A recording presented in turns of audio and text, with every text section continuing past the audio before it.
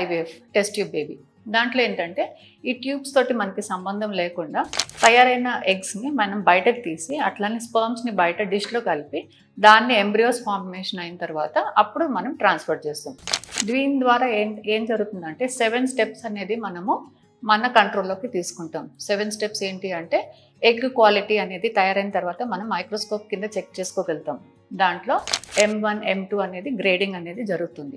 అలాగే స్పర్మ్స్ని కూడా కలెక్ట్ చేసిన దాని తర్వాత దాంట్లో మనం హెల్దీ స్పర్మ్ని సెలెక్ట్ చేసుకోగలుగుతాం. అది సెకండ్. తర్వాత ఫర్టిలైజేషన్. ఇప్పుడు లోపల జరిగే ఫర్టిలైజేషన్ మనకి కనిపించదు.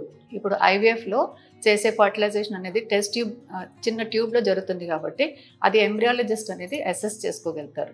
ఫర్టిలైజేషన్ జరిగిన తర్వాత ఆ ఎంబ్రియో ఎలా గ్రో అవుతుంది కూడా మనం ల్యాబ్లో చెక్ చేసుకోగలుగుతాం.